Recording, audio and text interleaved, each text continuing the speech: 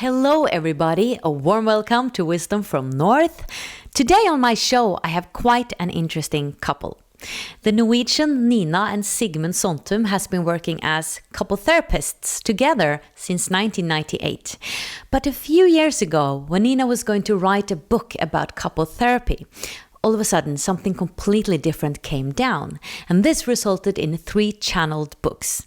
Now it didn't end there, because in 2014 her husband Sigmund also started to channel, and this material, he says, comes from the source. Nina and Sigmund, it's so nice seeing you guys again. Welcome back to Wisdom from North. Thank you. Thank you.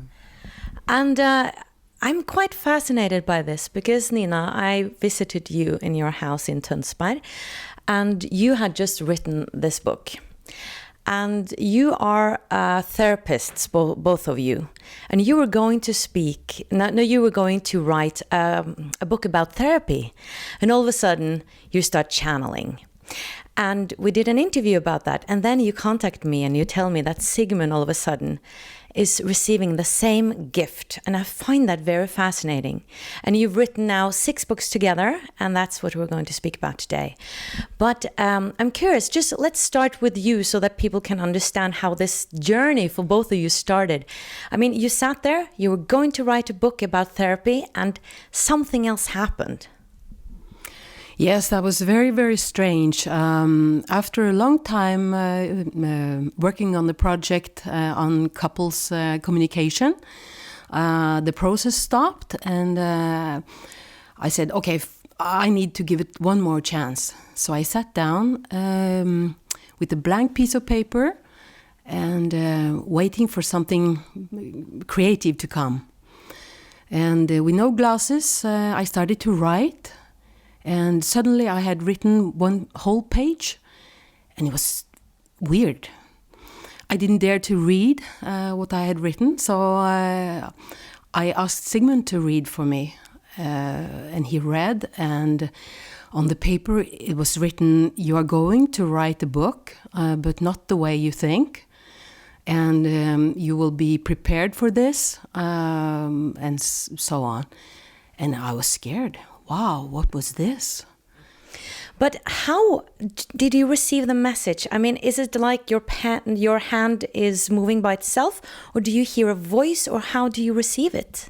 Yes, it's my hand writing with no glasses on. So, and I also had this ritual that I took my head off. I placed it on the side. And I emptied myself in a way, and I just wrote, and all these words came, and strange words. It was not my language, so but that's the way. So how did you react to your wife, saying that, I think I'm starting to channel here? I was very fascinated and really excited about it, and I supported her, of course, to continue. I had a feeling that I was part of it, and the strangeness for Nina was not apparent for my sake. I was more acquainted to the words. And I'm just so fascinated by the energy that is riding through you, because they seem to really have a plan here. I mean, you started writing a book and they told you when to write, and it was very specific. And then, your paintings are included, and then all of a sudden you start to channel as well. I mean, was that a surprise to you? Well, yes and no in a way. I said in a jokeful way that I really don't want to do it because I think I'm more comfortable with you doing it. I said I'd like to have you as a secretary to do this. But then I said, okay, let's test it out, and I started to ask questions, and to my surprise, I got answers to all the questions I had. But how and where did they come from? Well, my questions came from my mind mostly, and from a discontented mind, I might add, that I was very curious what on earth was going on this planet, and why I was so discontent.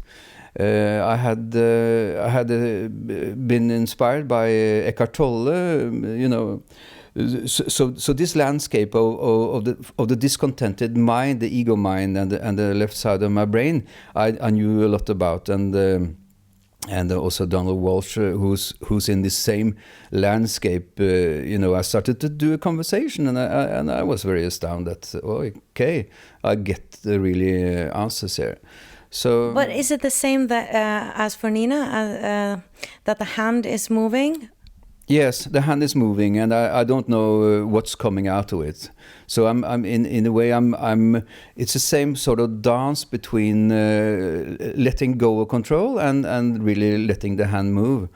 But also it's the first part when I started was a dialogue between my brain and this uncontrolled movement, which after a while I was told that it was the source of creation, and I mean, so and that is huge. I mean, it's not like, you know, Abraham is talking about Abraham, but you're saying it's the source. Yeah. Do you mean really that is actually God? No, I don't think we should put any tags on it. Really, I like to answer that, because all these tags are loaded with emotions and especially all these religious tags. We don't want to have this associated with anything like Allah or Buddha or God. For my sake, no. But it's a source. It's a source from somewhere, and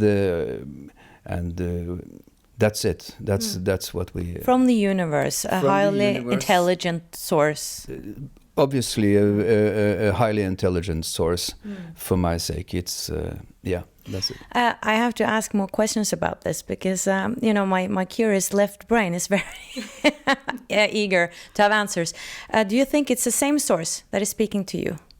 To the two of us? Yes. Yes, okay. Definitely, because it's similarities and it's the same message again and again. We are in a tremendous shift on this planet.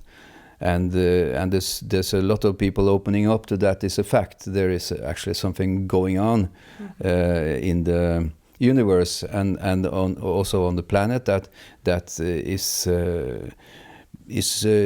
in a shift. Really, is developing to something, and the shift is, for my sake, to let go of that life is logical. To let go of the left side of my brain telling me all the time that I had to understand life, which is perfectly nonsense. Of course, I can't understand life itself, but my brain keeps on trying to get to it, and it's fairly logical to understand that my brain can never grasp it. So it's like grasping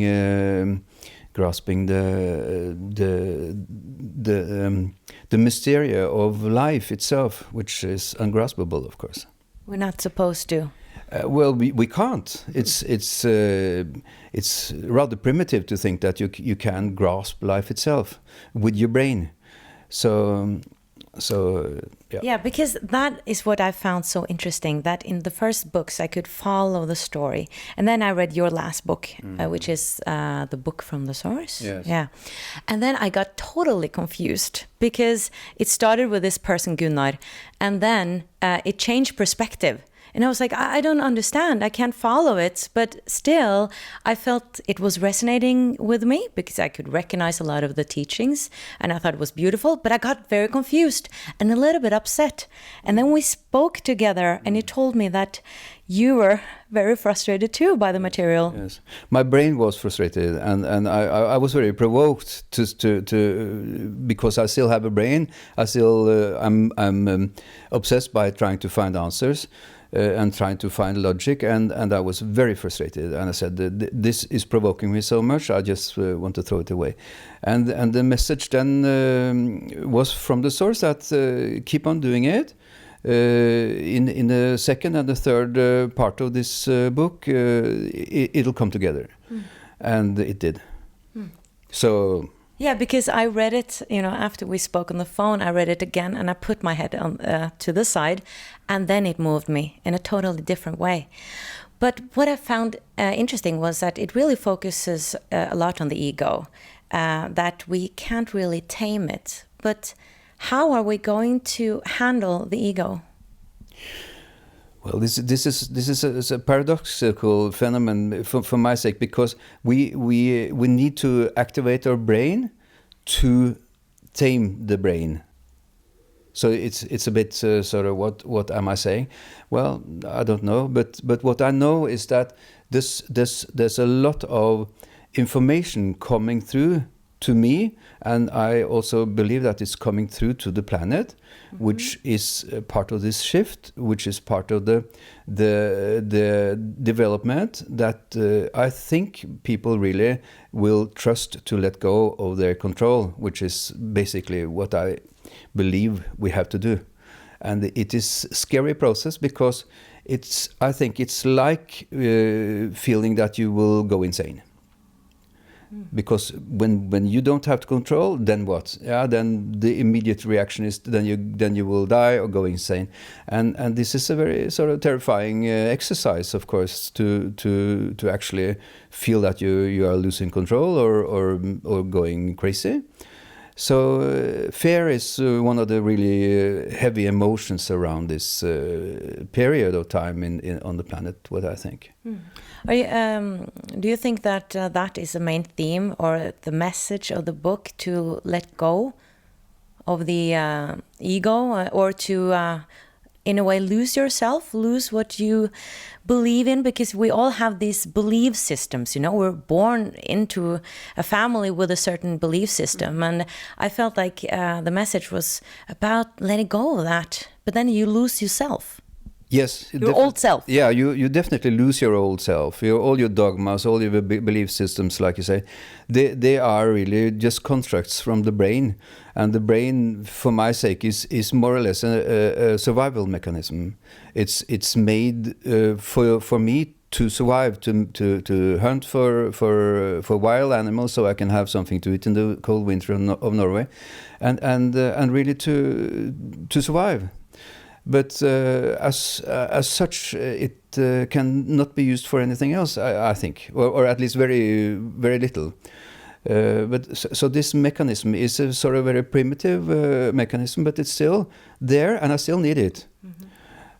So it's a very sort of, but that means intricate theme to get into. I don't even know how to talk about it, but we still talk about it. Yeah. We still use our brain, how we said, You're smiling, and I think I'm getting through to your brain, or what? Well, who knows? Yeah, but I mean, yeah, but I think also, and we are psychotherapists, both of us, and we also know that we communicated with so many other parts of our being than the words. The words are just a fraction of actually what we're communicating, and this is also very exciting, for us as therapists, but also for me as a being. What am I? I didn't come to this earth with words. You didn't either. And that's true. And here we sit, and we if we had been in France, I wouldn't understand a word of what you were saying. So and here we say, okay, this is Norwegian. All people knows Norwegian. No, not all people knows Norwegian. So yeah, we are being, for my sake, in a way, provoked to let go. But what happens when we let go? Is it safe? What are they saying? Of course it's not safe. You're going to go crazy. Why do we want to go crazy? Because there's no other way to get into this real safety zone, which everyone is longing for. Which is not an illusion. Which is not an illusion, no. It's about being willing to die to your old self and really get into the harmony of knowing that there is no death. Because death is also a construct, for my sake. It's a construct, and this is what scares the most for not letting go, because they think death is the end. But who knows? I don't think so. I think death is just a transformation to something else. It's very fascinating because I'm going to a coach right now, and we're touching on the same things, just losing yourself, being more, not doing. And I read that in the book. Yeah. Don't do, just be. Just be. That's it. But that's so hard. No, you're doing fine, Jannecke. You're actually an artist in this. You are really doing fine. So now you are. Yeah, and also you are being. So we're in the flow of being and doing, which is the real fantastic thing about it. We can actually do and be at the same time. And of course, if you're not aware of your ego mind or your brain, then it'll start to run, and then you won't catch up with it until you sit down again and get inside of yourself. That is my thinking. But we have to be aware that the brain always wants to help me to survive. But it's nothing to die from. So I'm now putting in new information to myself that okay, I can let my brain go for a long holiday for the rest of my life. But it won't go for that holiday. I have to tell him or it all the time that take a nap. So are you really able to practice the teaching? Yes and no. Yes and no. We are practicing. If I'm aware, I can stop and say, I'm not going anywhere, I'm just here, it's okay, trust my impulses. So I'm more calm in a way, but then suddenly my brain is making a lot of frustration and yeah. So, but I wanted also to say that all the titles, of course, and what's inside the books, all is from guiding. So you asked where to find the books, and right now we have a new website, To You from the Source, and there it is possible to buy ebooks from all the books. Do you picture yourself one day standing on the stage, channeling directly? No. Standing on top of Cheops-pyramiden and having a speech to all up there. Yeah, no, that's not my need, and no. Definitely not Nina's. We are not really keen on being famous people at all. So that's not my aim, but to really bring this message through is for me meaningful, and the message is really that life goes on in the details all the time. In details, in the very second of now, life goes on. Not tomorrow, not in 2 seconds, but now. So this is for me the most profound, interesting experience, that in this three-dimensional world we're living, life is about now, nothing else. And then suddenly I can have a center, and then I can become less afraid. I can be more present to myself, to my heart, and that's my aim. Because the beingness is an intelligence where you can just reside in a way, and that's when it will just naturally unfold what's going to happen in the moment. Yes. Moment to moment. Thank you. Is there anything you want to say in the end? No. I'm very happy about this. Mm-hmm. And you're very thoughtful.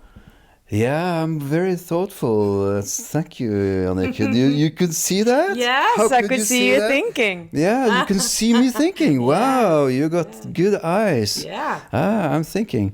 Yeah, I'm thinking. I'm positive to the existence on this planet. I am. I'm looking forward to it. Yeah, because in the book you're saying that we're in springtime, or yeah, I think so. We are in springtime. I'm really looking forward to see that fear of this planet is gradually being lifted. Yes. Well, thank you, and good luck with all your work. And I know you're writing more and more books, so just keep up the good work. Okay. Thank you. Thank you. And thank you for watching, guys. Much light from Oslo. Bye bye.